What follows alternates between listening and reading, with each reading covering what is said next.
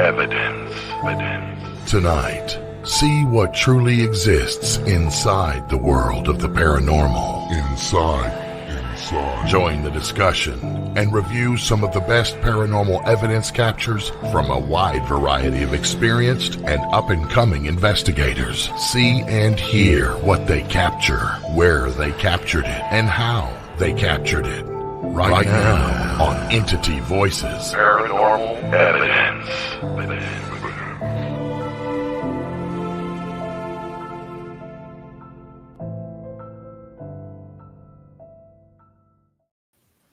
Hello, everybody, and welcome to Entity Voices Paranormal Evidence.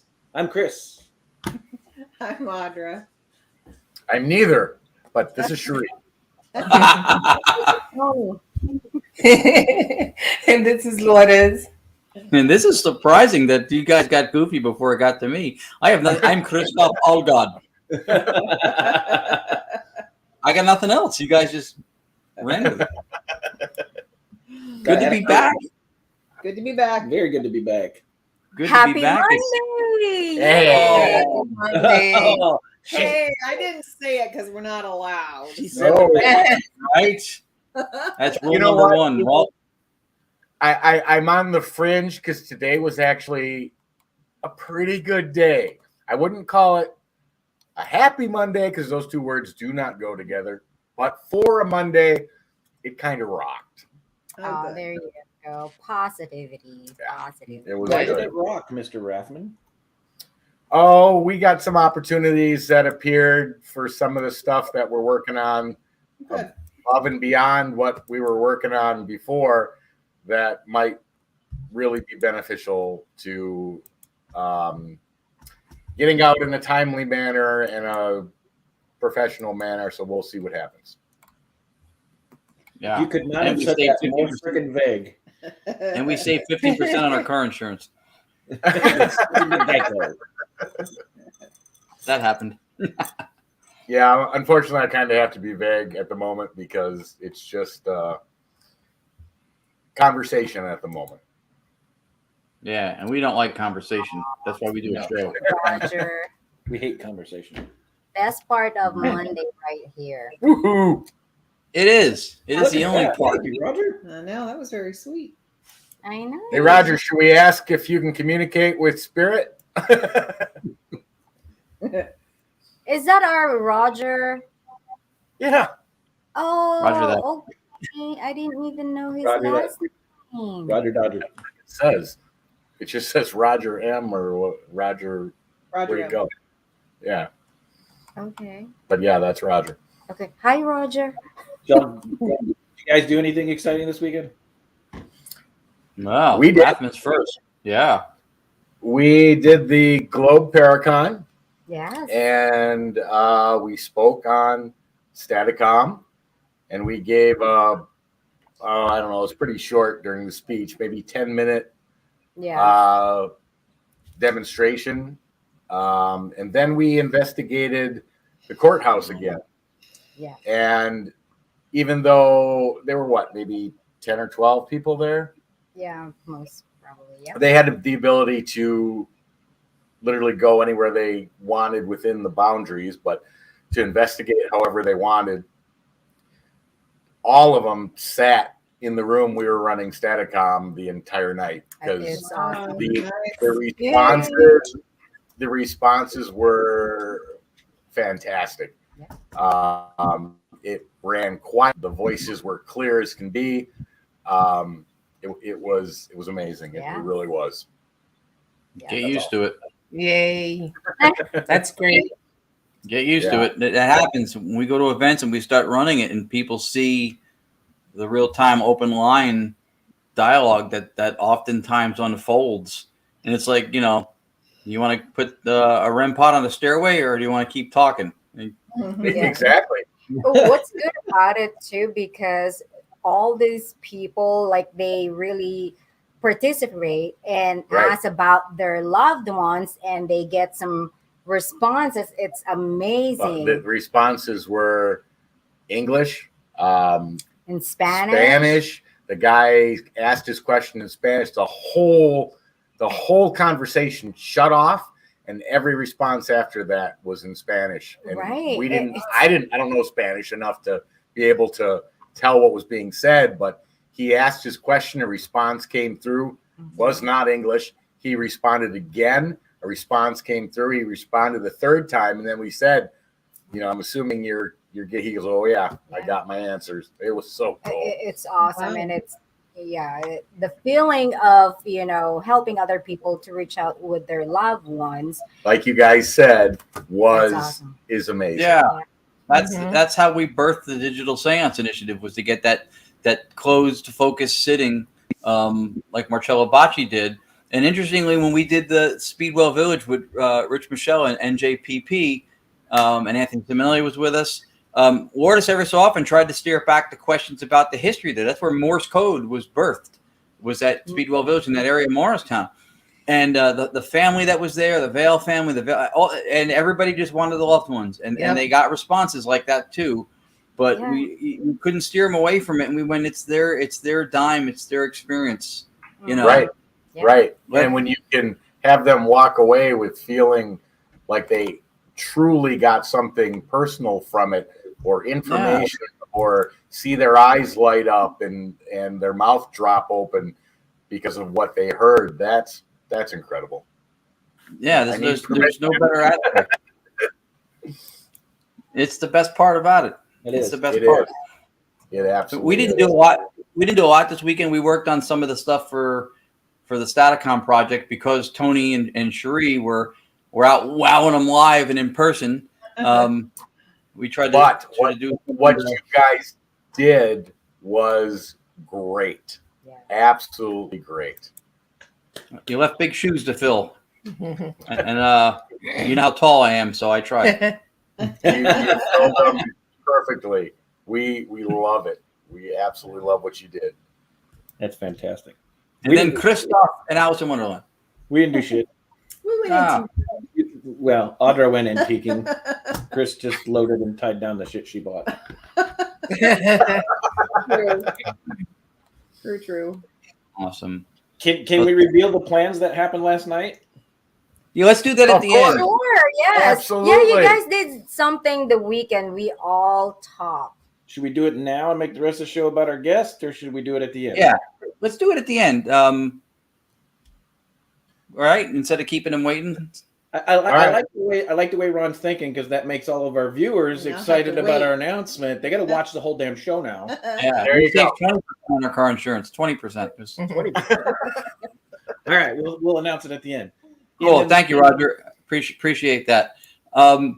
Chris, you'll bring him in as always, because you do an amazing job anchoring the show. But I wanted to say that we were excited about this show tonight, because this tonight's guest, Matthew Jackson of Paraholics, is a guy that we've had a chance to talk to. I've interacted with him for a while now, and if you don't know him, just in a small summary, this is the kind of guy, in whatever field you're in, you want people like this doing what you're doing, to identify what you do to other people, to be a figurehead for it, for quality of work and personality. Just a really down to earth, cool guy.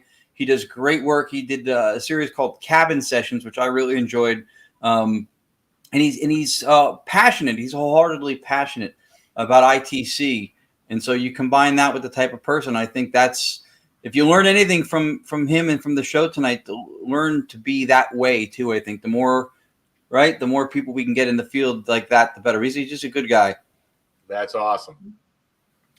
With no further ado, everybody say hello to Matthew. Hello, Matthew. Hey guys. Hey, Matthew. How's it going? Welcome to the show. Good. How are you Thank doing? you. Doing all right. Just sitting down here by myself like a loser and look at you guys.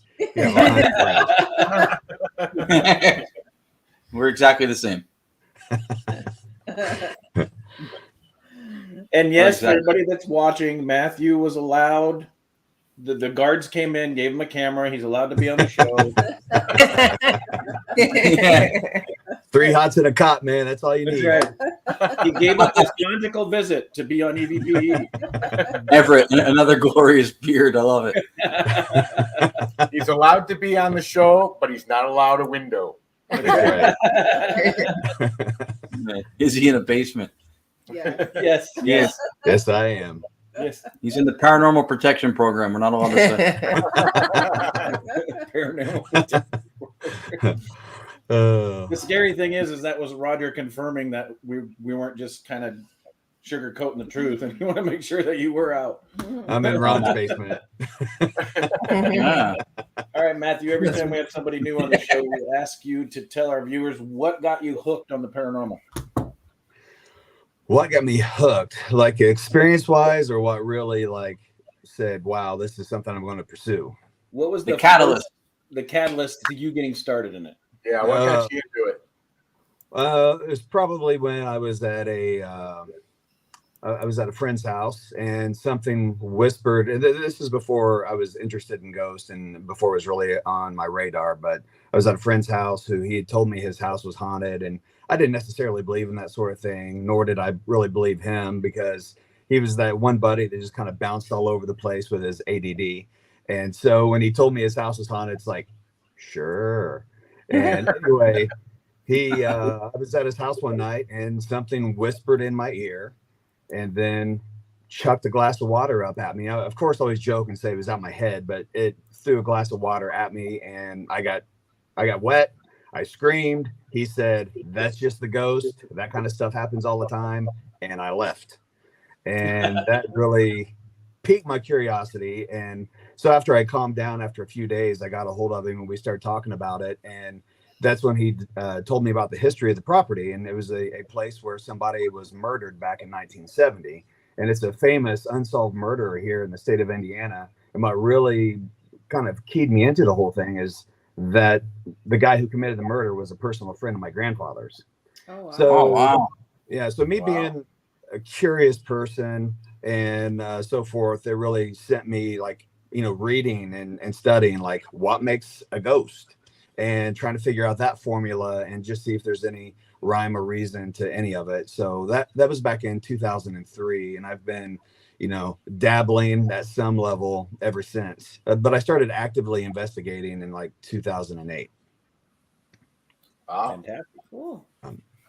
That's very cool. That's another one of those examples. We've had this happen before where the guest was somebody who was so knee deep and passionate about pursuing it now, but the experience that first hit them absolutely triggers the fight or flight instinct where you could have just been like, I don't want nothing to do with this. I'm buying rosary beads. I'm subscribing to every religion on the planet. But you went, no, I'm going to buy ghost boxes and gear, and I'm going to go in the basement. I'm going to talk to them. Well, it worked.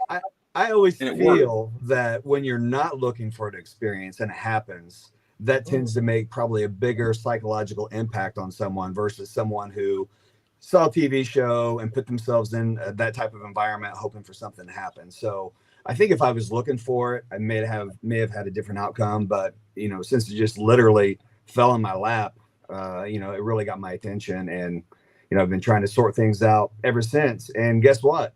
I know less now than what I did back then. You know what? I've actually seen people that had experiences like you that turned around and went looking for it. It's those people that have never had that experience and they go to someplace like Trans-Allegheny and they go, oh shit. Those are the people that run and never come back because they weren't expecting to find what they were looking for. And when it smacks them in the face like a 2x4, it scares the hell out of them. But with somebody that, you didn't even think, oh, ghost my ass. And then all of a sudden, that's what makes you chase it, in my opinion. It's those people that go looking for it that get smacked in the face that run. I think Matthew made a great point for the springboard for a lot of people who get into this stuff. Because a lot of people, I don't want to mention any names, but let's say that rhymes with Roni Taffman. Who didn't, did I do that good? That was pretty good. I tried. Who didn't believe in? I don't think anyone will pick up on it. Nobody got it, no. Right? But you were somebody who didn't buy into the paranormal either. You're like, oh, none of this stuff, the TV stuff, or like that. And I think what Matthew brings up is a great point because when your core beliefs and your belief systems are kind of in chill mode, and then something dents it or penetrates it a little bit, it has, I think, more of a profound impact than when if you're looking for something, you may step back and go, well, I don't know, is that still me? That's what I think. Yeah. I think that's an important part of what he brought up. I had an experience probably about 7-8 years before that one where I saw a hand mirror get thrown in a hair salon that flew across the room like a frisbee, and you know, I witnessed it as well did the business owner. She saw it as well. The mirror was sitting flat on a tabletop and went across the room and landed probably about 10 feet from where it was, and that was startling. I think I was more confused in that moment than like scared or thinking anything about it being paranormal. But she's the one who was like, "Oh yeah, anyone who's worked here long enough thinks this place is haunted." And I think I was very dismissive of that moment, as weird as it was. But it didn't occur to me later that was probably my first experience with something unexplainable. Yeah. There's always two types of stories when you ask somebody how they got into the paranormal. It either started when they were super young and they were seeing things and hearing things their whole life, and then that drove them into trying to find answers. And the other one is the people who are like, no, didn't believe it, and then they get smacked by an experience that just throws their complete thinking, their outlook on what happened out the window, and makes them reevaluate it. Kind of like you used to be a skeptic person. When she brought home that first evidence, for months I tried to debunk all of it, and I couldn't. And that's how we got started. Wow. Awesome. Yeah, Well, that's really cool. Matthew has given us some great clips. Matthew is heavy into ITC. Yeah. So we've got one from a haunted location, which I think I'd put up first. And then we've got 10 from Matthew of him in his little bunker doing his ITC like Ron and Tony and Cherie and Lourdes do, where they sit in their little bunkers or their houses and just do the experiments and get a lot of good responses. So we'll start with that first one from the haunted location. We'll go ahead and show it, and then you can talk to us about it, Matthew. Okay. All right, here we go. I think this is the right one. What color's my shirt?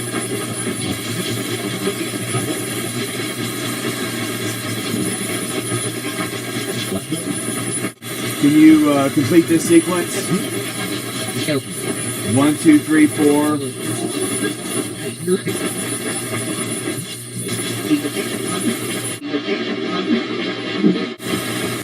Can you complete this sequence? LMNO.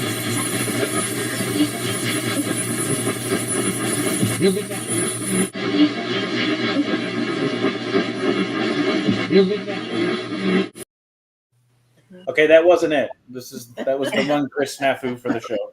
Yeah.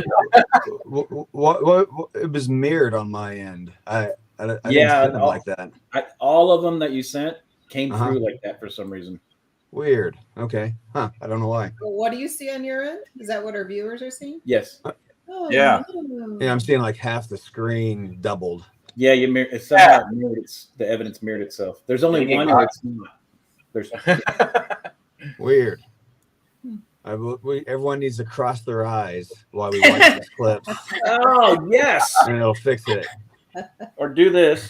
Get the goggles, the VR goggles. 3D. Yeah, that was a clip from my one of my cabin sessions. I called the weirdo edition, where I decided, it never really occurred to me to do like controlled sessions until COVID, because guess what? I couldn't really go anywhere else. Mm-hmm. And so, down here in my little bunker, radio signals, everything's pretty limited. And I came across a couple of my boxes that seemed to connect at some level. So I did one series of cabin sessions. Then I just decided to do another where I just ask every weird question I could think of. Everything from, theologic, ideas to, from Christianity and so forth to, just strange stuff like who built the pyramids, why, and, fun stuff like Atlantis and Bigfoot and aliens. I mean, I went down like as many rabbit holes as I could, because my whole idea was, after a series of so many weeks, I wanted to see if there's any consistencies to the responses that I received. And I found it interesting, the things that would, some of the questions they would answer versus the ones that they wouldn't, or they would ignore or tell me to not ask again.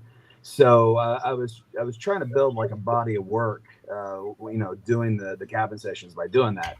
And so, yeah. And so with the clip you just showed, that's where I was just asking them to complete some sequences. At first I did like, part of the alphabet, and then I did numbers. And, one of the responses there was like, something like, we forget counting, which I thought was really interesting, because I have other clips where they did count, but that time they were like, nah, we don't like math. But most of my cabin sessions, a lot of the interactions I had were very, very conversational, which was really interesting to me, how we almost had like a relaxed, friendly vibe going, and in spite of all the different personalities that would come through, which some weren't nice, some were very friendly. So it was a fun, interesting experiment, and it kind of relates into what I'm working on right now, which is the slaughter sessions with April Slaughter, which is all about right now Skinwalker Ranch. So that's been a lot of fun. Yeah. Ooh, Skinwalker Ranch. Oh, that's very cool. I like how you mentioned the impacts of COVID, because a lot of people who were traditionally ghost hunters were online just with withdrawal, going, I can't wait till stuff opens. Well, I'll wear 18 masks and a hoodie. I need to get out somewhere, And we were doing just more sittings per week than we were already doing once a week for the 2 years before that even started. And it spoiled me to the point that when I would go out in the field, I would almost enjoy it less sometimes, because I didn't have the same control of the environment and everything that we had when we were here. Right.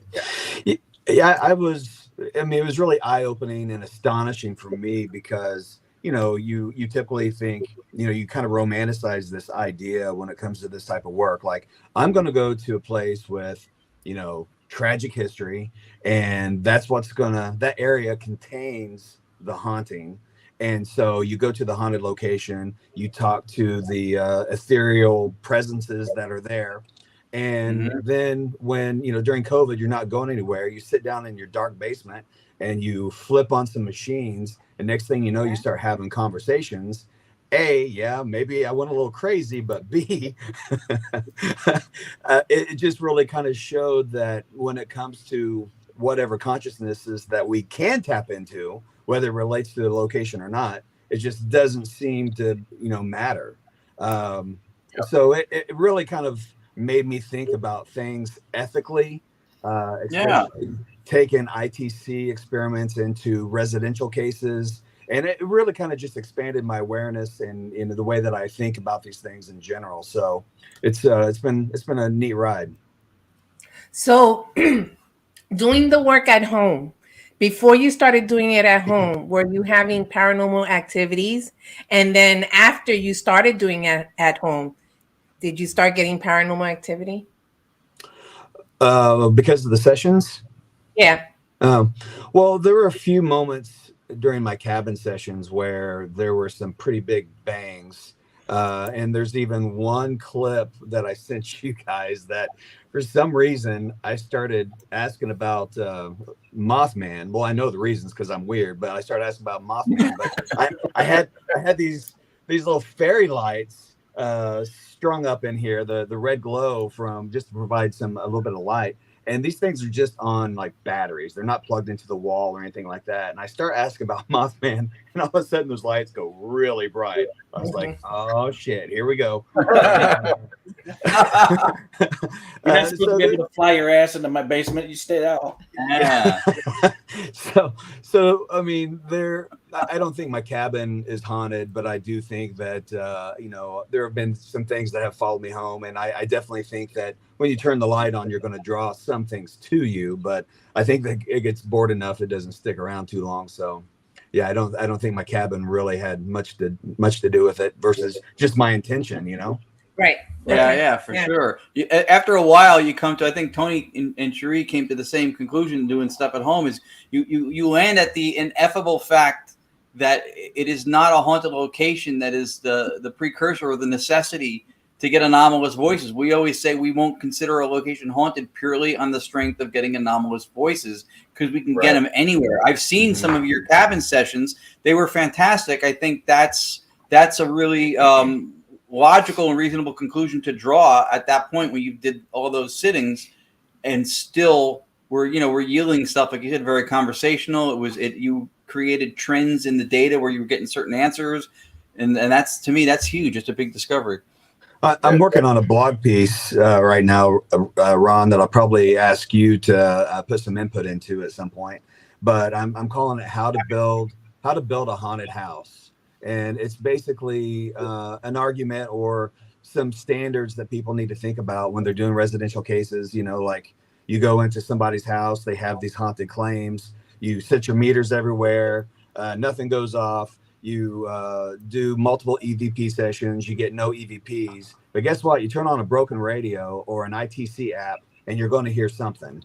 So how much credibility can you really put into that type of evidence if that's the only thing that you can prove or give to the homeowner to tell them that their house is quote unquote haunted, or that's a legitimate claim that they have, where in reality, like we know, we can get these voices anywhere. So it's the idea of laying the foundation and cooperative type of experiences and being able to capture those experiences, and then you have a little bit more of a ground to stand on when you do get something through our ITC devices. So it puts the responsibility on the operator to know the difference between evidence and results, because results is when the device gives you something. Evidence is when it's something that's substantial, that's got timing, relevance, and it's pertinent to what's going on. An obelisk will give you results all night.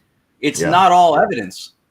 Yep, absolutely. The other point to what you were saying, Matthew, was absolutely right on target. But when we first started doing EVPs and got into ITC, we didn't have the understanding that those voices weren't coming from the location we were standing in. That took years to be able to come to that conclusion. But you're spot on with that answer, because they're not contained to the location. And getting voices responding to your questions in an intelligent manner does not mean the location you're standing in is haunted, because like you said, we can get those from anywhere. But it's those pieces of the puzzle from combined interaction of paranormal investigators out there saying, well, I was in this house, but in your example of the home investigation, they have the claims, things are going on, but just because you're getting responses to voices doesn't back up their claim, or doesn't support the claim that that particular location is truly haunted. So yes, absolutely. And to add credence to that, Matthew, so Audra and I come from it from a metaphysical side. We're not into the heavy ITC stuff and the Staticom and the DVR like the rest of the guys are. We're sensitive, so we're into the metaphysical portion of it. And this adds credence, and I love working with this team because it adds credence to when we talk to private homeowners and people that ask us why we do what we do. And I try to explain to them that they say, why is my house haunted? Well, it's not necessarily your house. The world is haunted. People just don't realize it. Because it just goes to the credence that what I tell these homeowners is God gives us free will. Free will is a conscious state. It's not a physical portion of your body. And you take that with you when you leave. So your free will is to go and come and communicate in any form or fashion you want to from anywhere you're at. And just because you're hearing those voices doesn't mean they're here. They can be, and what you guys are doing just backs up what we've been talking about for a long time now. So that's I agree with all that. Tony's spot on too. Non-locality of spirit, what Tony mentioned, is not something any of us knew out of the gate. It's not what we learned from TV. Yeah. It's not something you find out until you start experiencing more and more. And it is, I think, what Matthew said. I do think it's a consciousness that we're communicating with. And one of the odd things, and I've had conversations with Tony about this before, is that free will is something that we never actually experience. We have it, but you have the premeditated state of free will. Then once you've made the decision, you immediately are experiencing the effects of the choice, but you never actually bask in a moment of free will, which is an interesting thing when you look at consciousness, because it is not a state of being. It is the inertia behind movement of mind, which is the functionality of consciousness. Yep. Well said. Well said. Yeah, and like I said earlier, that when we first start out, I think we all, like I said, that romanticized idea. So Yeah. it's just something that you learn through experience. So that's why I think it's important that your guys' show and the messages I'm trying to get out there, that because so many people are dismissive of ITC anyway, and for people to learn how discerning that we try to be, and how much credibility we try to build for ITC being legitimate. I think it kind of helps dismiss some of the silliness that we get blamed for, even when it's not warranted. So yeah, which most of the time it isn't. Yep. Right. Most of the time it isn't. All right, so we've got some more clips from Matthew. This one is probably the only one that's not mirrored. Talking about Roger. Oh, yeah, he's talking about Roger. Or they're talking about Roger. Sorry, So, Roger. I know it's frustrating for you, Matthew, that your evidence came through this way, but I think it's great for our audience because they actually get to hear it raw they can't read your phrases that you put down at the bottom. So they get to hear it raw. They actually get to hear it with their own ears instead of reading it on the screen and having some asshole out there go, it's all audio pareidolia, but screw them. Yeah, but now I have to listen. It's like, damn it, not This is crap, man. So here's I think the only clip that's not mirrored from what it looks like. Yeah, it is. So let's go ahead and play this one.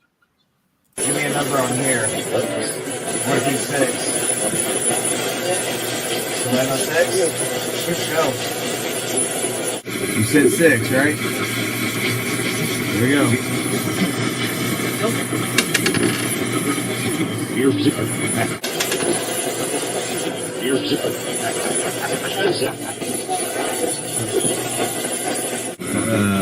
Landed on 6. Who's this handsome fella? I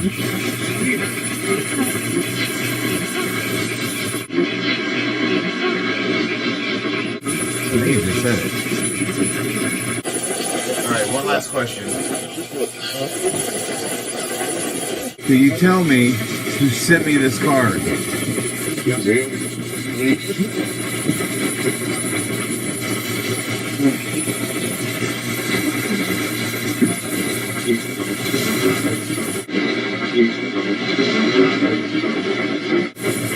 We're going to shut down now. You ready to find all the messages?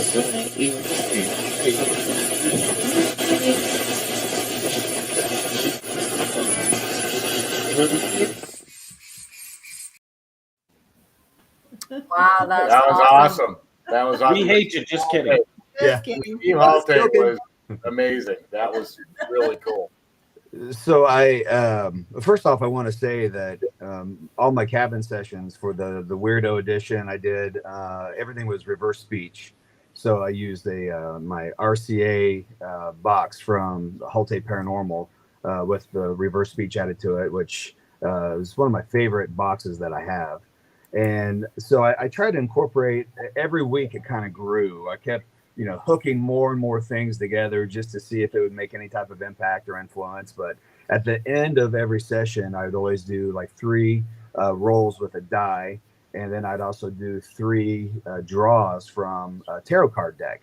And of course, my intentions were, especially like the tarot cards, for me not to know the answer, so I couldn't influence maybe any type of result. So I was trying to take myself out of the equation as much as possible. Same with the die roll. I wanted to see if there's any way that they could, get any glimpse into the future, as brief as it may be, just to see how accurate those guesses might be. And it became so funny to me, like week after or month after month of doing the cabin sessions, how they really didn't want to answer my questions. There's just so many times they would say, roll dice, play cards.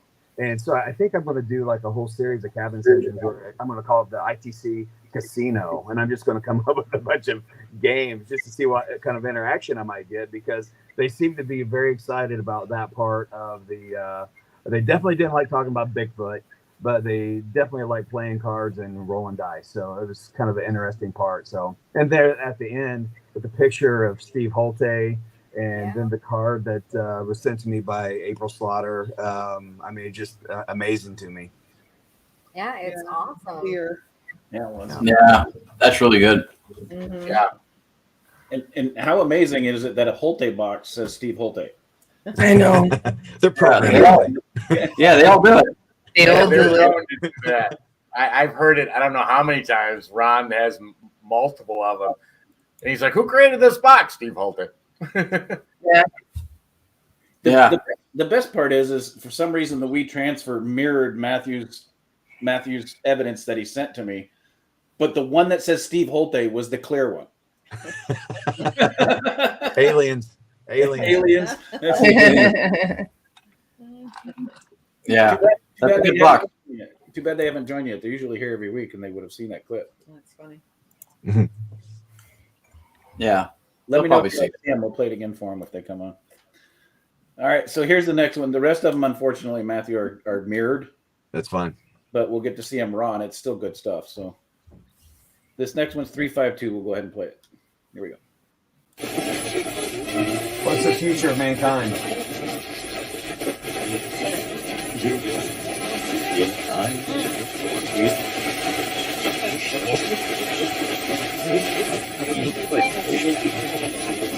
What is the truth?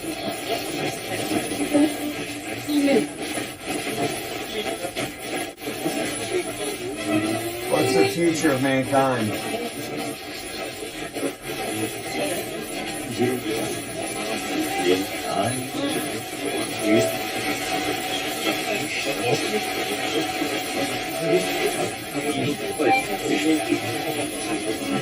What is the truth?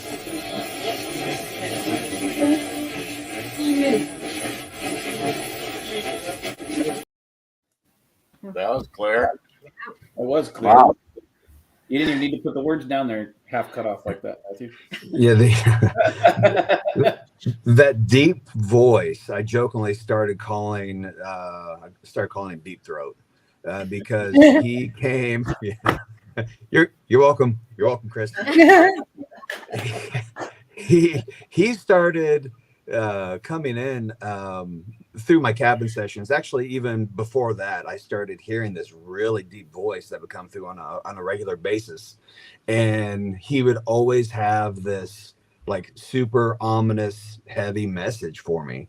And so when I asked the future of mankind, and that mankind is exhausted, I mean, that one hit me like a ton of bricks, because, you know, considering the past few years and just the way the zoo gates have been busted out, and we see crazy behaviors in society, it just really made a pretty, big impact with me. And then to have the little voice behind it that said "from demon," and it's just like, what? Who?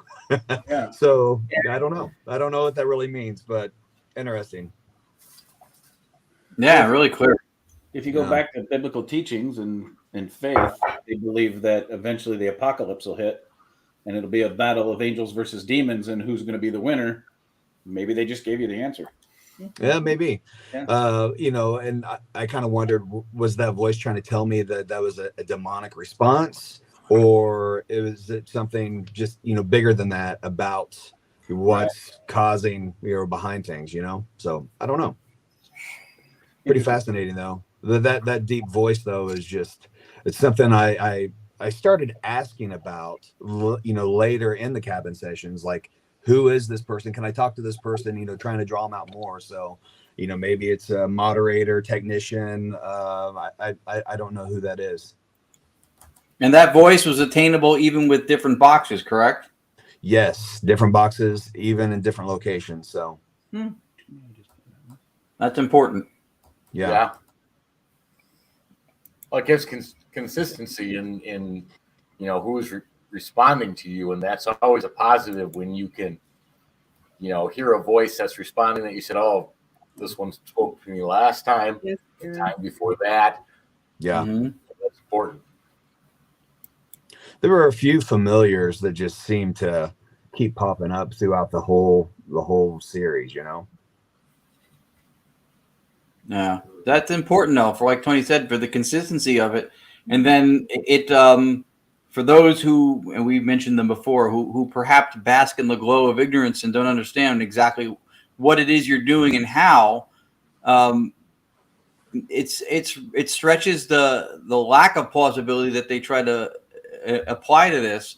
That the same vocal tone, the same voice with the same message is coming through different boxes, different tuners, different times of day, at different random sweeps. I mean, there's so many variables involved. And then the one Forward thing speech, reverse speech, there you go. all those things.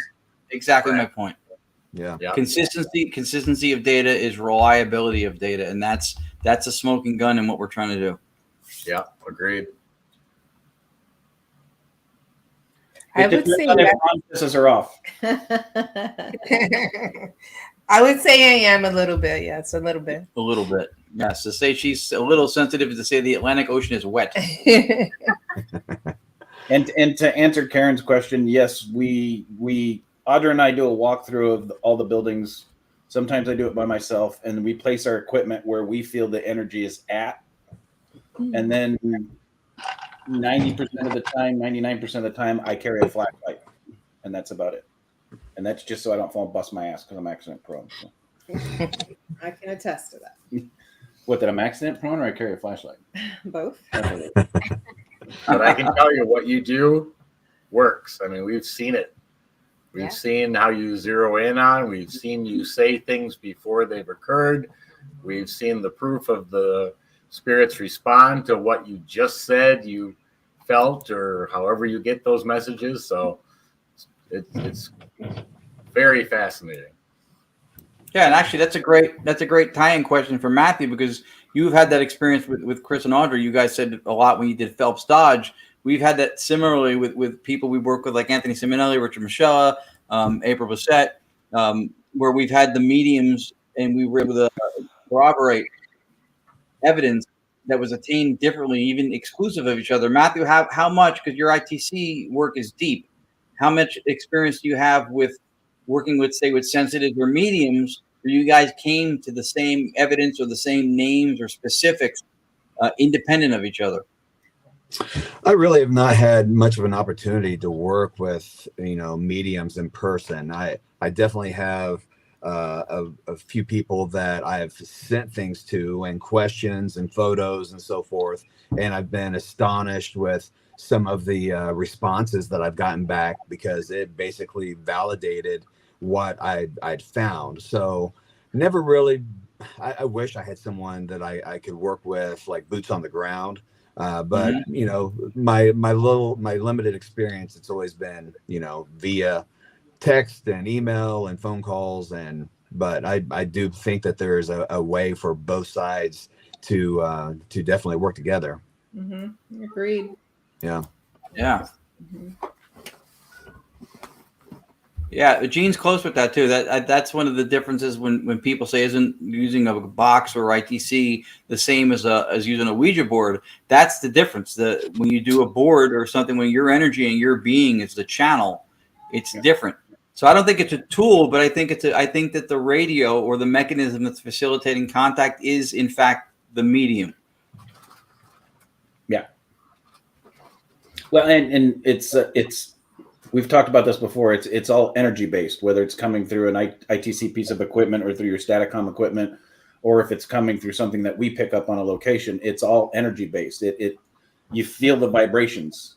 Yeah. It's everything in the cosmos is energy. Every Right. single thing is energy and has a vibratory rate. So that's absolutely makes sense. So Yeah. when people ask, how do you explain it? And Lourdes, you might agree with this too, since you're more sensitive than you'll admit, just like Audra. It's weird. The first energy you feel before you get in tune with where you're at, it's almost like a vibration. It's almost like standing next to an electrical box that's emanating too much EMF frequency, and you can actually feel the energy. It's the same thing, but there's nothing there causing it physically in the world that we're in, and you sense it, you pick it up, and that's how you respond.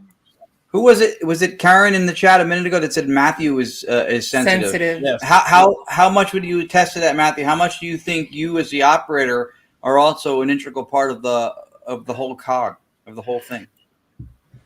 That's yet to be determined.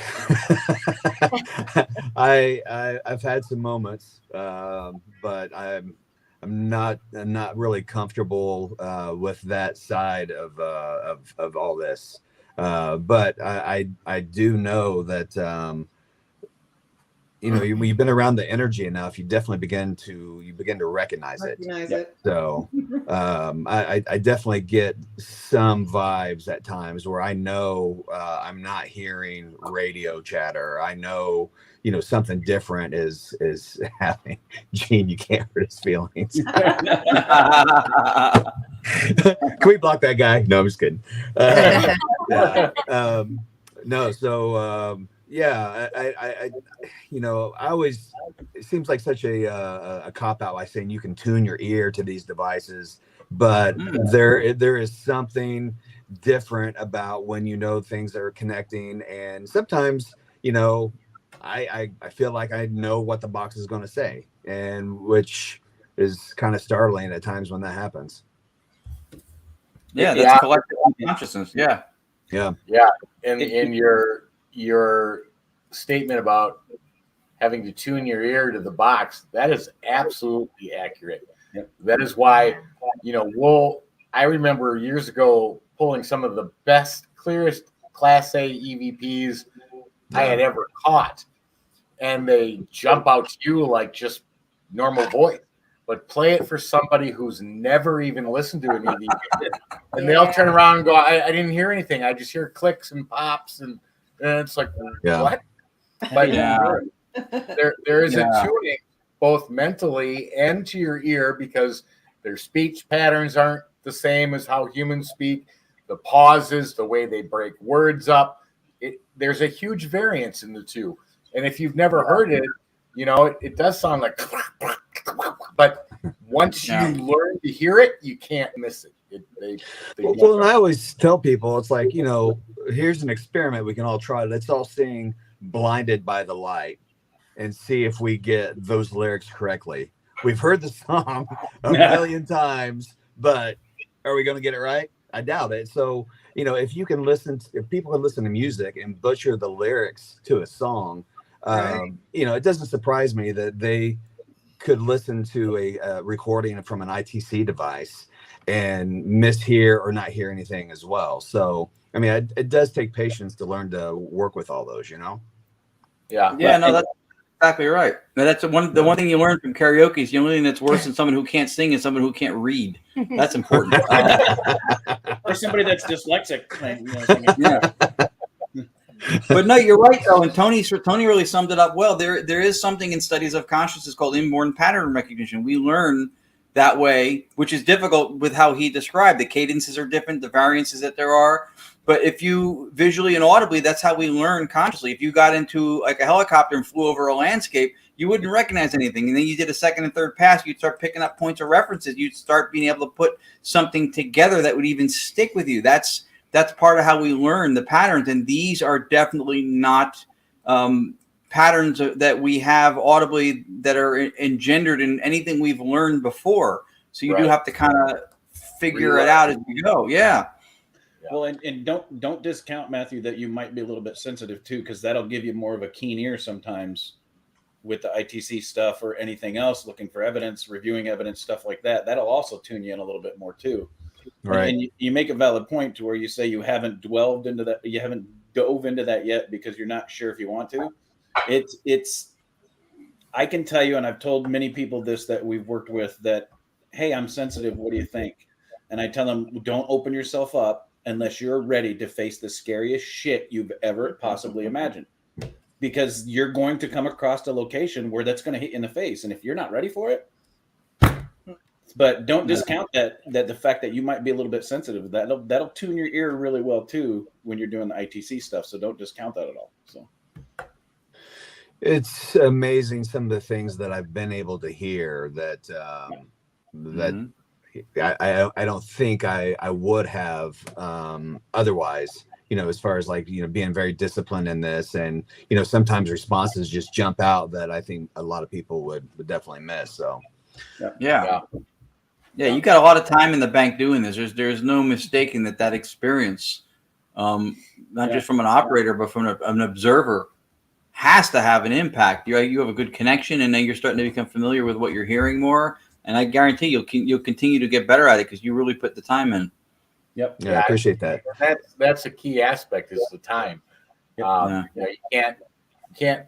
I don't care who made the spirit box. I don't care what type it is, how it functions or operates, whether it's forward, reverse, scan, whatever. There's a million variables. I don't care what it is. It's the time you put into it and that's why any investigator always has a favorite device or a favorite box, or a favorite spirit box, because it's what they get tuned to. But that's also why then the spirits respond with that one, because they know it's your favorite one and that you expect those answers to come through. But I remember hearing the very first time, 12 years ago or 13 years ago, whatever that was, we got the first SB7. Yeah. And I'm like, I think I heard something. But, after messing with it, 3, 4, 5 times a week, I remember coming up to Sheree and I said, do you realize there is an answer to almost every question we ask, but it's hidden in the static? And that's what started the whole ITC building for us, because I knew they were there. They just were on the SB7 super hard to hear. But yeah, that was part of the time you put into it. The moths and the mothmans, Apparently. which takes a lot of mothballs. A lot of mothballs. Really quick. UNX is going to switch over to the next audio program in about 4 minutes, guys, but we're going to continue live on Facebook and YouTube, so stick around to see the rest of Matthew's evidence and to hear us talk about mothballs. Speaking of balls, I want to give credit to Matthew. You can tell this guy has cojones big enough to pull a dump truck. Not haul it in the dump truck, but to pull the whole damn dump truck. The guy's sitting in a dungeon by himself talking to spirits, and he's excited about it. That is a paranormal researcher right there. He's the real deal, man. That's what I've been telling. He's the real deal. He does the work the right way. He does it for the right reasons. He's not self-aggrandizing. He's part of the community. He supports other people. He listens to other people. He offers to other people. That's how somebody in the community who's actually looking for answers and research, that's how they operate. That's as much a lesson as how to use any of the devices, to me. Right. Good point. I appreciate that, Ron, and that's something that I've worked hard to do, because this network I'm trying to build amongst ITC practitioners and device builders. It's not been by mistake. I want to create a network of people that I can learn from and people I consider my friends. So to be able to contact the builders, or to pick somebody's brain like Ron or whomever, really helps motivate me. So it keeps me going. So I really appreciate any opportunity I get like this, just to make new friends and to keep exploring, So let's see a little bit more of Matthew's ITC and his dungeon with his cojones. So here we go. His cojones. Michael Jackson, someone confused with weird. Okay. That's Everett. All right. Here you go. Tell me what I'm going to roll. Tell me what I'm going to roll. Give me a number. Give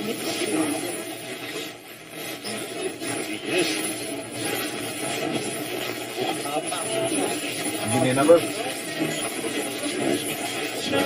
we go.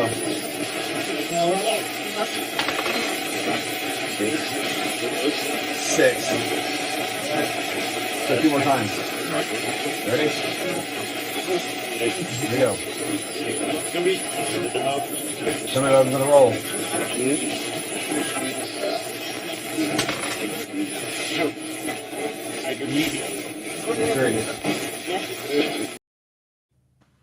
All right. Wow.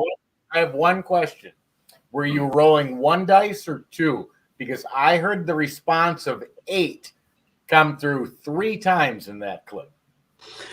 Yeah, I would reiterate because I'm only rolling one die. I would always say 1 through 6, and somebody usually would say 7. Yeah, I heard 8. I heard the answer 8 every time you said, "What number am I going to roll?" 8.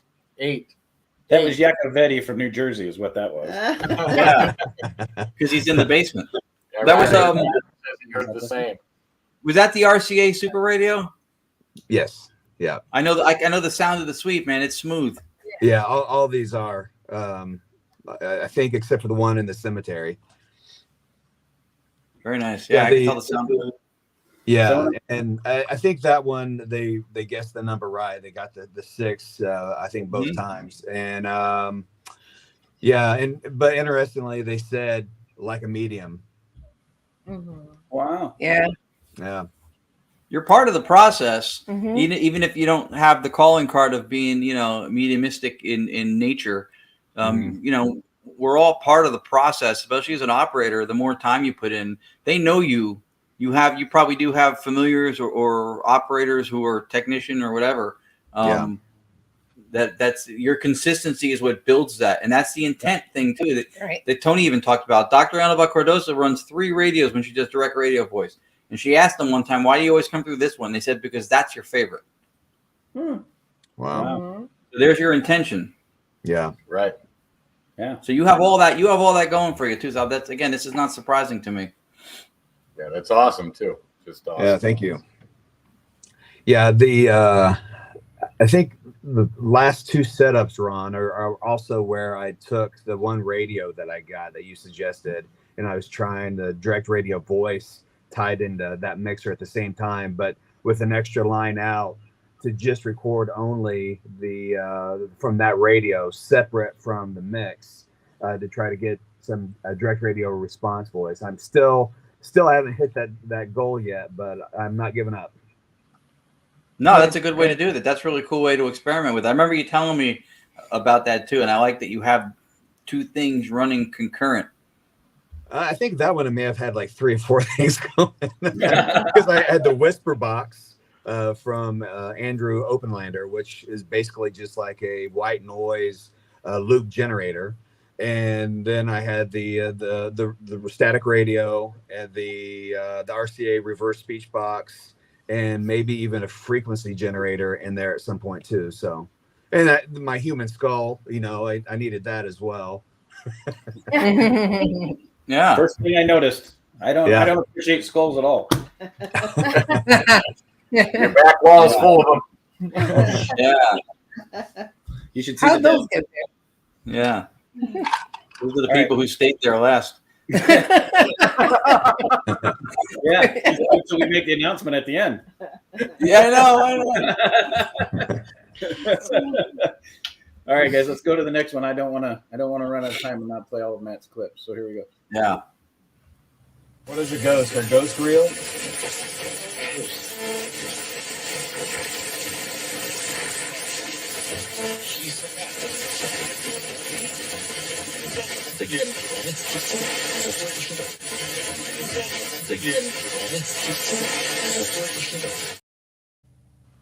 Partnership? Is that what I was hearing? I was asking about ghosts, and I think that response, they said something about the jinn to get us to worship is, I think, how I heard that. That's what I heard. That was really, really bizarre to be talking about ghosts and for the jinn to be brought up, Wow. I do ask a question about the jinn in those sessions, but not next to the ghost one. But I thought that was just really weird and interesting. That is weird. That's really cool. That's really cool. Yeah. There are people who, I remember the late Rosemary Ellen Guiley was an authority on the jinn, and there are people who believe that everything from cryptid stuff to extraterrestrial experiences to things that people think are demonic are all attributable to the jinn. Mm-hmm. I mean, it's hard to know, but that is a high candidate for possibilities for a lot of things. But it's not common to get that name. So I mean, it's interesting that you got that. I would definitely pay attention to that. Yeah. I also heard Sorry, go ahead. No, I was just saying, I also heard the word Jesus in there. I heard the word Jesus. Yeah, I definitely brought up Jesus in those sessions as well. Like I said, I went everywhere. We talked about the Nephilim. We talked about angels, the daughters, the daughters, the men, the sons of God, and went for it. Broke out the Book of Enoch. Wow. Wow. That's good though. Yeah. Yeah. That's good. It's a nice departure from When Did You Die? Yeah, exactly. Absolutely. I was completely open to the idea that I am not talking to discarnate human souls. I was striving. I was throwing my bait out for something bigger. So trying to draw, that consciousness in just to see how far maybe I could push it. Right. Yeah. Yeah, that possibility always exists too. I heard an interview on a podcast recently with a very renowned medium, and that's what she said. She goes, they asked her how many different types of entities are out there that we can connect with, either metaphysically or technically, whatever else. And she said, it's really something we may never know, that they're not all formally human. And there could be everything from what you call it, land guardians and elementals. That's what I was looking for. Thank you. Elementals, anything. There's a variety of different types of beings it could be. It's hard to know. Or it's all jinn. Or it's all jinn. Yeah. Yeah. Or it's a guy from Dubuque named Phil. Or from Indiana and it's basically Matthew. Yeah. That's right. It all kind of falls into the ultra terrestrial type of concept. So I'm definitely familiar with what you're talking about. That's great. The questioning is great. It's very unique, and I think it's important to see what you get doing stuff like that. It's interesting getting positive responses with educated responses from referencing stuff like the Book of Enoch and stuff like that. It's almost a little disturbing if you think about it. There's no test not worth testing because we don't know any of the variables and we don't know what's going to come from it. And somebody may give a smirk or a smile like, oh God, why'd they do that? But the fact of the matter is some of the best solutions, some of the best understanding come from tests that were never expected to do anything. Like when penicillin was invented by an orange growing mold. I mean, that's how penicillin was discovered. But so, in the paranormal, because we know 1,000 times less than what we think we know, you can't stop at any test. You got to give it a shot, see what happens.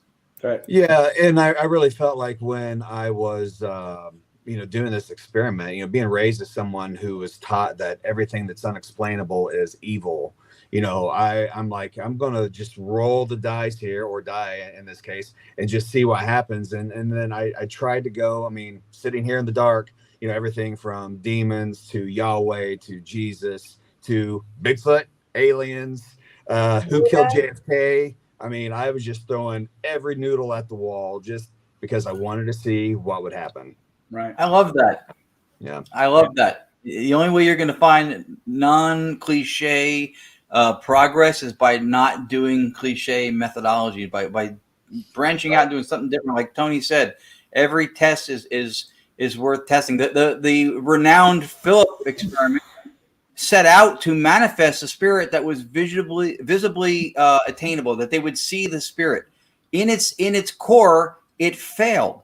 But they did achieve a lot of other psychical phenomena throughout the experiment in Toronto. But the goal was never attained. They never manifested a spirit they could see. So when Tony said that, that's spot on. And I think when people like you do the work that you do, you're going to find a lot of attributable successes that may not have been part of the roadmap when you started, but they're going to be holy shit moments. Right. Yeah. Definitely had a few of those. Yeah, you're not done. Yeah. No.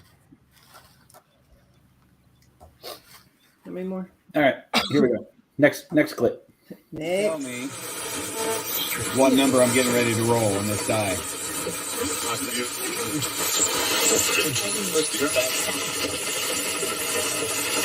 Damn it. Don't damn it me. Just tell me what number I'm going to roll, okay, please? Okay. Well, shit. Yeah, I lost it. Fuck. Shit, let's try that again. All right, what number am I going to roll?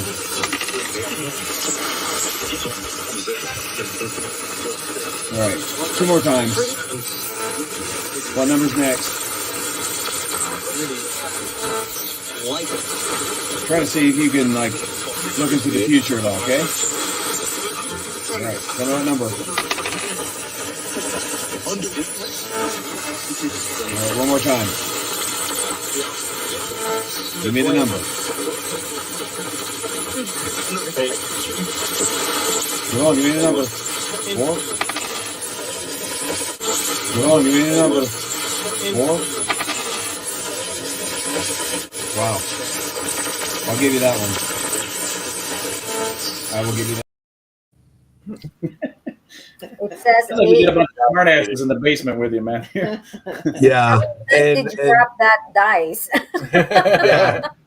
That's It why was I played tough. that clip, because I was so frustrated because I'm down here, and this place is a mess. I'm in the dark, fumbling around with the stupid die. I drop it. It's the, whomever I'm talking to is making fun of me. And so it's just a funny, frustrating moment. And then they got the last one right. I was like, all right, I'll let you have that one. That's also light. I heard light. Maybe they're Light? asking to turn on the light. Oh, yeah. We all could have used it. No, you're right. That's cool. All right. Yeah.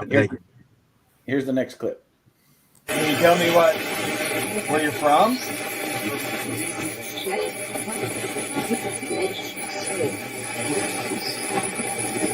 Are you from Sirius?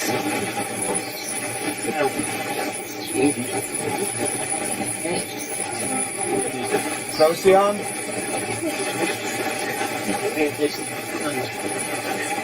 What about Bigfoot or Sasquatch? If Sasquatch is real,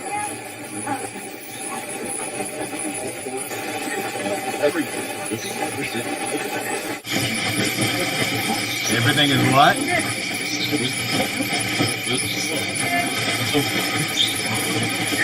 Everything is real?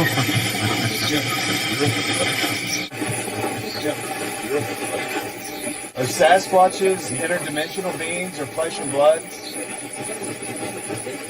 Aliens? Spirits?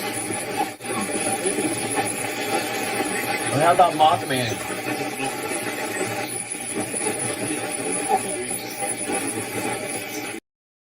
Huh. Yeah, that shit did get brighter. Yeah. Huh. Yeah. Yeah. I wish you could have seen the full clip, but yeah, I was asking about aliens, and a number of times I was told they were interdimensional. In that clip, they were talking about planets, but then it became like an ongoing joke throughout the cabin sessions that whenever I would bring up Bigfoot, they would like draw the hard line in the sand, like, Matthew, there is no Bigfoot. Stop asking. I mean, month after month. So it really was funny. And I've been doing these slaughter sessions, and I have this Bigfoot book here on my desk, and it's still, I'm doing these slaughter sessions about Skinwalker Ranch, and they're still trying to bring up Bigfoot to me like it's some trigger for me. Well, I just find it hilarious, So yeah, so that was one of those clips. But the lights did get brighter when I asked about. Oh, yeah, they did. Yeah, they did. Yeah. In your bunker, did you ever have something come through, Matthew? Come through my devices. Is that what they mean? I think they mean Like come through spiritually. Yeah. There you go. Oh, well, there's this portal right behind me that goes like straight down. No. Besides, my original cabin sessions, I had a lot of, I would use candles a lot, and I would get a lot of play with the candle flames. A couple times I thought it was almost like a wind where I thought the flame was going to get extinguished. So I've had a few small manipulations, some EMF spikes. One of the sessions, I know I used the device that came out from Ghost Stop called the Envoy, which is controlled by like electromagnetic fields or like vibrations and so forth. And I had a couple of interesting results with that. So, Huh. Very cool. Yeah. Very cool. Okay, we got 3 more. We can do it. We can do it. Do it. You can do it. Here we go. Okay, let's move on. Are aliens real?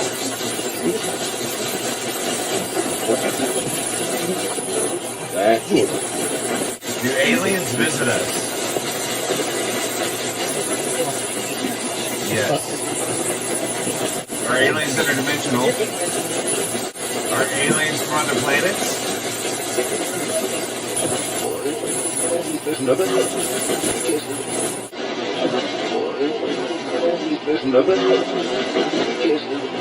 What is a Bigfoot or Sasquatch?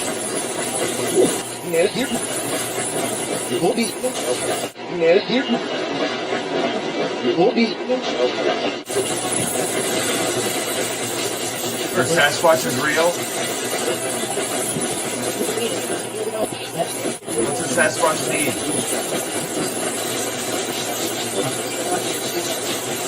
What is Mothman?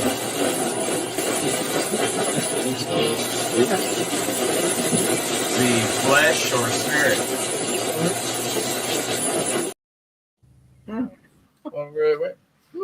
That's a good one. I love the questions. I love the questions. I Yeah, love thank you. the one answer you said is Bigfoot real, and it sounded like Like they're chite. it sounded like an Eastern Indian guy from 7-Eleven answering you on that. Oh, Bigfoot. Yeah. It did sound like that.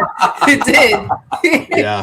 The range of questions, though, is fantastic because, like Ron said, it's not your typical "when did you die?" You know, I mean, Yeah.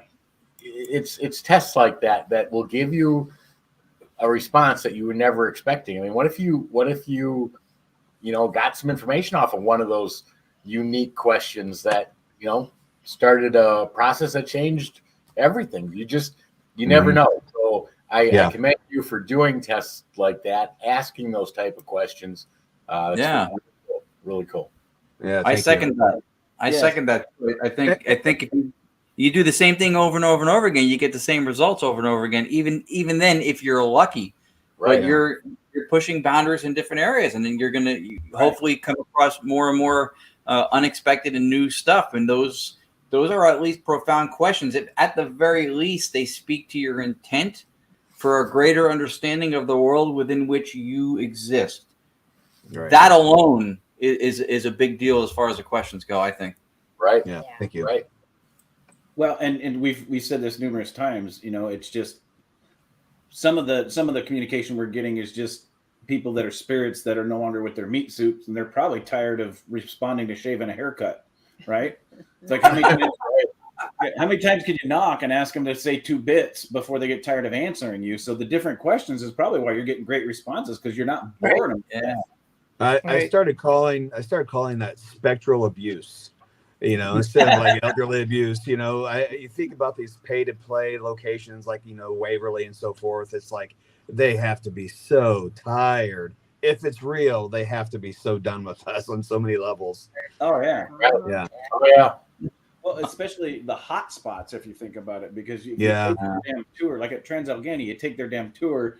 They hit the men's violent ward dean's room is one of the major ones, and then Lily's room on the first floor, and that's the first place everybody heads to. And it's like, no, we got more communication not going into those spots than we did anything else. It's like I'm sure those people are just tired of responding.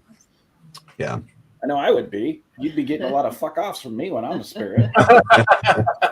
Oh, wait till I'm running the planchette at a birthday party. It's on when I'm That's probably why he's so successful with the die and the cards and stuff like that, because they want to be a part of that.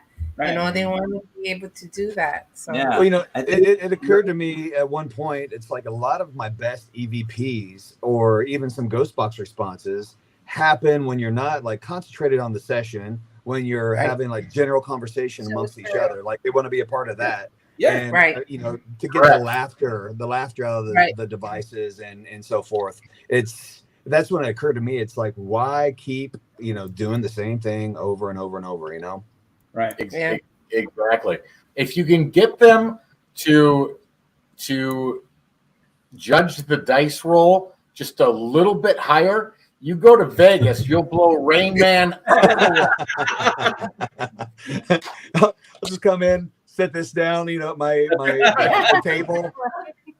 Hey, Questions. Hey, your Rain Man comes from a box when it comes to right. And then when they investigate you, they take Jay Prather to jail, not you. Yeah. Absolutely. Get that guy. Or Steve. Or Steve Holte. Yeah.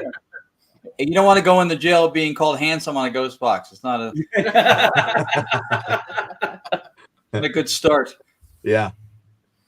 That's fantastic. There's a lot of uniqueness to what you do and how you do it. I think that's the takeaway people should get from this tonight. Yeah, agree. I mean, if you think about it, if we truly believe that they live in a timeless state, can you imagine getting the same damn questions over and over again? They've got to be going again, really? Right. What the last asshole asked me, now you're asking me again. Yeah. I really want to talk about my death some more, guys. Yeah. Yeah, right?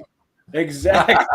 It was awesome. Let me tell you. It was awesome. It was awesome. Just waiting for the questions. Hey, guys, remember that time I died?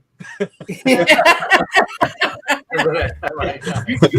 start rolling the eye and the Middle Eastern guys in the back collecting bets and giving odds. I mean, all right, we got two more. Here we go. Yeah. Yeah, we'll do a card shuffle. Okay. I'll lay out the 3 cards. Can you tell me what this first card is? This card right here, can you tell me what it is before I turn it over?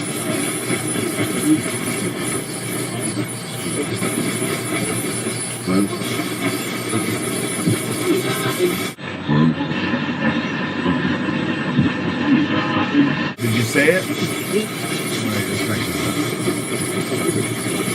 Did you say it? Can you tell me yes or no if you said it? Yeah. Did you say it? Can you tell me yes or no if you said it? Yeah. Yeah. All right, let's turn it over. Lungs.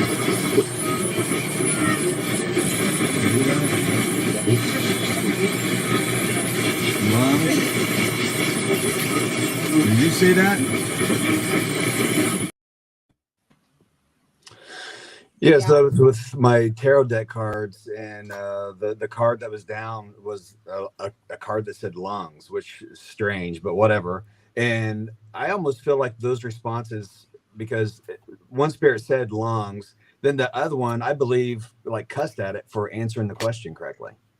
And that's where you got the FU. I don't think that was directed at me. I think it was directed at the spirit who said the answer. And so anyway, just another weird moment. That's funny. Yeah. Good If you give observation. the right answers, they'll quit playing with us. Damn it! Stop. Yeah. Yeah. Yeah. Cool. All right. So this last clip is the one from your investigation. Unfortunately, it's mirrored, Okay. but it's this is the one from your haunted location. So here we go. Yeah, I think this was with the Forever Box by Katie Holte. Oh, nice. Yeah. Have one of those. They're really good. Yeah. How did you have it set? Was it full reverse, half reverse? Full reverse. Okay. Yeah. All right, here we go. Your name. What's the name on? What's the name on? What's the name on? What's the name on his? What was Sarah's husband's name?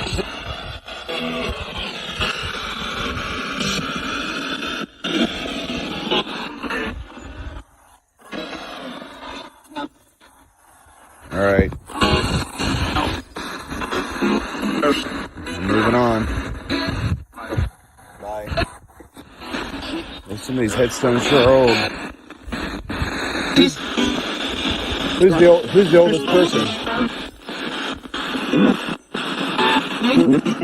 Who's the oldest person buried here? Who's the oldest person buried here?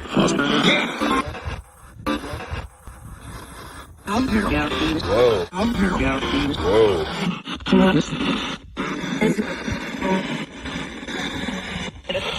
Yeah, what is it? Alright, I'm getting ready to leave. Anybody at Hot Patch Liberty Cemetery have a message for me?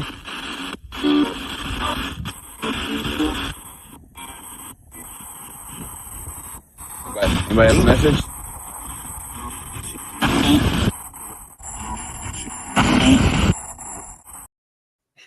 Wow. That's Yeah. cool. That was good. Thank you. Thank you. Wow, that's a lot in that one. Those names. Yeah. Those names that came out. Yeah, that's crazy. Right. And even the mushrooms. Yeah. The mushrooms. Yeah. That little cemetery has kind of been my ITC like proving ground for any box I get. I always take it out there, and that's where I kind of test it.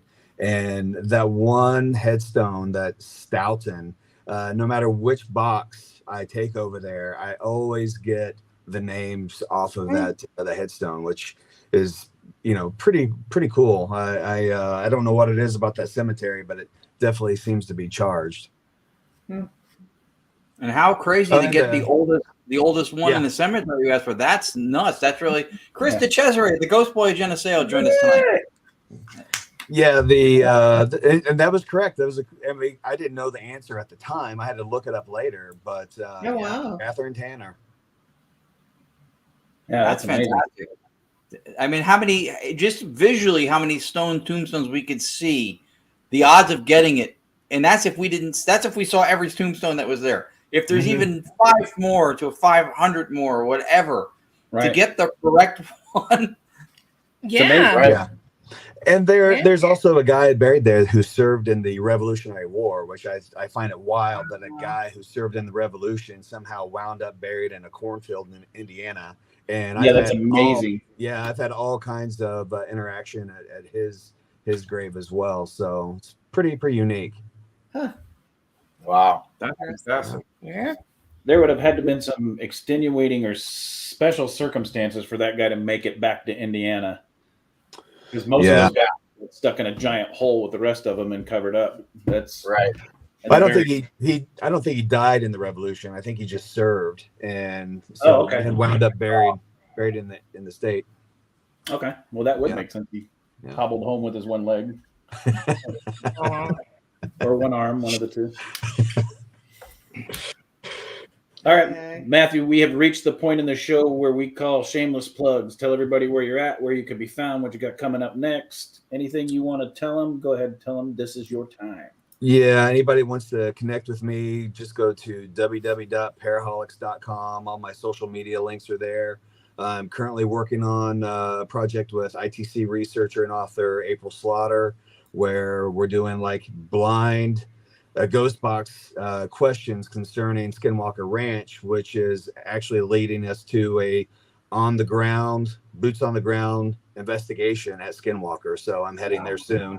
So exciting stuff. And also real quick, I'll be presenting an ITC workshop at the Haunted America conference in Alton, Illinois this June. So anybody that wants to head to Alton, come check us out and sign up for the workshop. Should be a good time. I'm calling it the Ghost versus the Box, and we're going to talk about all things ghost boxes, how to mess with these noisy things. That's a catchy title. Yeah. Thank you. And that's cool. I'll urge people watching to go out and support not only you and your work, but to go and definitely learn from you and attend if they can attend, because I'm sure it'll be entertaining. That's for sure. Try to. And it is good.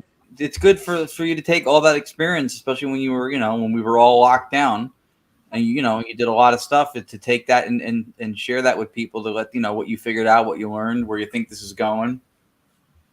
Yeah, and actually, do you remember when Bruce Halliday and Steve had their little podcast going for a while? I started listening to them during COVID, and they're the ones that kind of encouraged me, unbeknownst to them, to even sit down and try to find a box that might actually connect in my dungeon. So it, no ideas I have are original. I'm stealing from everybody, but I'm just trying to figure it out, for myself.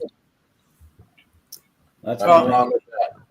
Yeah, you can find innovation from inspiration. Like we didn't create direct radio voice. It was built in Europe before there were ghost boxes, but Right. We looked at it and went, well, we should bring this back and see if we can replicate what they got. And now flash forward 4.5 years or so later, and we have the same backdrop as the Rathmans. Who saw that coming? Well, the stuff that you guys are doing are really, really inspiring. I'm back here in this cornfield trying to figure it out. And Ron, that's why I said we need to get together, because I want to see you in action. Yeah, well, it would be an honor for us to do it. We got to get together with you at some point. Yeah. Which this could probably lead Christoph Algod to his announcement. Yes. Announcement of the night, y'all. So you've all heard me talk about the Montgomery House. We control the investigations. It's the 1830s plantation house here in North Carolina that we've had multiple investigations at. We've caught some great evidence at. But I have got a major announcement coming to you. In 3 weeks, for the first time ever, you will see all 6 EVPE hosts together in North Carolina investigating the Montgomery House. Yeah. Yeah, Matt. The oddity is that we met Chris and Audra at Gettysburg, and then we did some direct radio voice with them at the Battlefield Bash almost a year ago. Yeah. And then Tony and Cherie, we saw them in Vegas one time at a Paracon. They came out here for the 900 Mansion Tour 2 years ago. But we've never been in the same room collectively with all 6 of us. We've been doing this show over 3 years. Oh, wow. Very cool. And I have known Tony and Cherie for years and have done numerous investigations. Yeah, with we them. used to live in So we Congratulations. We've all met, just not all together. All 6 of us together, yeah. It'd be great. Yeah, so we're gonna go down there for that weekend in 3 weeks, and so and Matthew, one day we hope to be making the same announcement that we're doing something like that with you, because I think it'd be a blast to work with you, and I think that when you teach people, whatever you teach them at your things, make sure you include thinking outside the box, so to speak, being innovative and looking for different approaches, because I think your approach to doing this stuff, you may inspire someone who does make the next big breakthrough, because they weren't just following the blueprint, the cookie cutter that everybody, may acquire from television. Yeah, and I try to keep in mind that I feel like I have a couple different hats. You have the paranormal investigator, but then this whole ITC thing, which I'm particularly, fond of and drawn to. I mean, sky's the limit. Yeah. And you've got a great sense of asking outside questions, and like Ron said, the cookie cutter box that was created about 15, 18 years ago when the shows came out, no one, or very few, I shouldn't say no one, very few stray from that method, and that's not the way to come up with new breakthroughs. It's a way to stagnate it, and unfortunately, that's exactly what's occurred. So, love your style, love the questions you ask, the way you go about it. So, keep doing that. Well, yeah, I appreciate it. And I felt like if any show would appreciate the weirdness and the uniqueness of what I'm trying to do, I knew you guys would get it. So Right here. thank you so much for having me on. We're weird. We like it. Yep. No. It's weird. We do, Matthew. Yeah. Our pleasure. Our pleasure.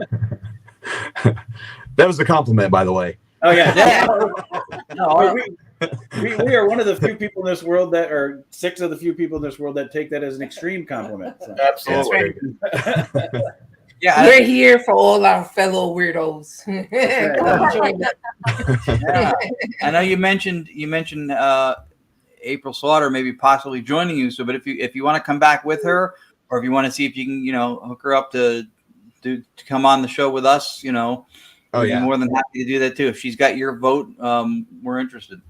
Yeah, maybe we can come on after we get back from Skinwalker. Definitely. Awesome. Definitely. Yeah. Ron. Yeah, that would be. You have a lot of Ronald Anthony Seminelli. He brings delicacies from Queens every time he goes to an investigation. He does. Yeah. He's a fun guy. All right, guys, I want to reach out and thank everybody for tuning in again. Thanks to Matthew for drawing in that major audience that we had tonight. Yeah. Thank you, Great. guys. Thank you for sharing your great evidence with us, Matthew. It was a good time. Thank you Rest so of much. those weirdos, yes. Yeah. Thanks everybody for tuning in. Make sure you tune in next week, same time, same channel, same 6 people. Matthew won't be here, but hey, sorry. Sorry. All right, guys. Remember, if you want to sit in your basement, you want to talk to spirits, you got to play games.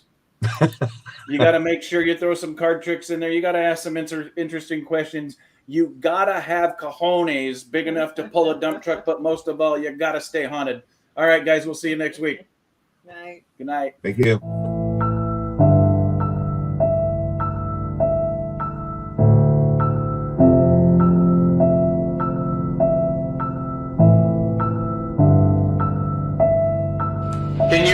Can you give me a name? What's your name?